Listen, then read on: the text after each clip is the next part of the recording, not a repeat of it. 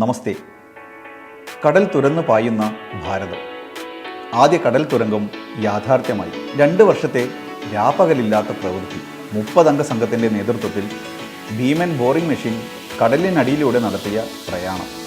ഒടുവിൽ ഭാരതം ആ സ്വപ്നത്തിലെത്തി. കടലിനടിയിലൂടെയുള്ള രാജ്യത്തെ ആദ്യ തുരങ്ക റോഡ് മുംബൈയിൽ ഉദ്ഘാടനം കഴിഞ്ഞു. 12,721 കോടി രൂപയുടെ മുംബൈ തീരദേശ റോഡ് വികസന പദ്ധതിയുടെ ഭാഗമായി നിർമ്മിക്കുന്ന തുരങ്കത്തിൻ്റെ നിർമ്മാണ ചുമതല ബൃഹൻ മുംബൈ മുനിസിപ്പൽ കോർപ്പറേഷൻ്റെ നേതൃത്വത്തിലാണ് നടന്നത്. 2 ഘട്ടങ്ങളിലായി 29.8 കിലോമീറ്ററാണ് മുംബൈ തീരദേശ റോഡ് പദ്ധതി.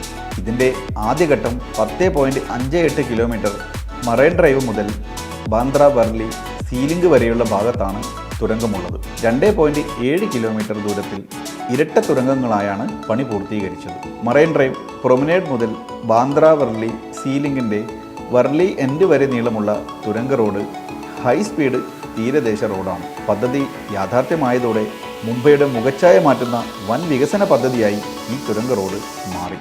മുമ്പ് ഏറ്റവും തിരക്കേറിയ സമയത്ത് ഗിർഗാവ് മുതൽ വർലി വരെ 45 മിനിറ്റിൻ്റെ ദൂരം ഇപ്പോൾ വെറും 10 മിനിറ്റ് കൊണ്ട് എത്താം എന്നതാണ് ഇതിൻ്റെ പ്രത്യേകത. ലോകത്തിലെ ഏറ്റവും തിരക്കേറിയ നഗരങ്ങളിലൊന്നായ സൗത്ത് മുംബൈയെ നോർത്ത് മുംബൈയുമായി ബന്ധിപ്പിക്കുക എന്നതാണ് ഈ ടോൾ ഫ്രീ റോഡിൻ്റെ പ്രധാന ലക്ഷ്യം. ഛത്രപതി ശിവജിയുടെ യുദ്ധവിദഗ്ധരോടുള്ള ആദരസൂചകമായി മാവാല എന്ന് പേരിട്ടിരിക്കുന്ന ഈ ടണൽ ബോറിംഗ് മെഷീനിന് 2800 ടണ്ണിലധികം ഭാരവും 12.5 മീറ്ററോളം ഉയരവുമുണ്ട്.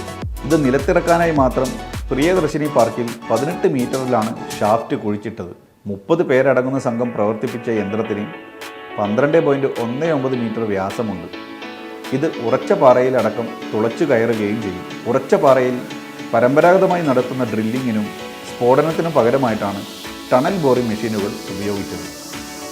ഒരു ദിവസം 7 മുതൽ 8 മീറ്റർ വരെ ടണൽ ബോറിംഗ് മെഷീൻ കുഴിക്കൽ ജോലിയിൽ ഏർപ്പെട്ടു.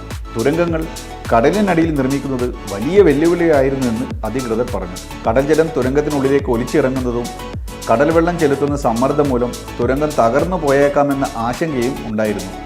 പക്ഷേ ഇതിനെയെല്ലാം തരണം ചെയ്താണ് തുരങ്ക നിർമ്മാണം പൂർത്തീകരിച്ചത്. 6 സമാന്തര പാതകളാണ് ടണലിൽ ഉണ്ടാവുക.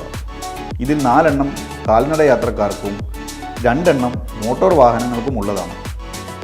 ഭൂകമ്പത്തെ പ്രതിരോധിക്കാനുള്ള ശേഷി, 120 വർഷത്തെ ആയുസ് തുടങ്ങി അനവധി പ്രത്യേകതകൾ ഉള്ള ഈ തുരങ്കം ഭാരതത്തിൻ്റെ പുത്തൻ പ്രതീക്ഷകൾ വിളിച്ചറിയിക്കുന്ന ഒരു സംഭവമാകുമെന്ന കാര്യത്തിൽ സംശയമില്ല. ഉറപ്പാണ്. ജയ് ശ്രീരാം.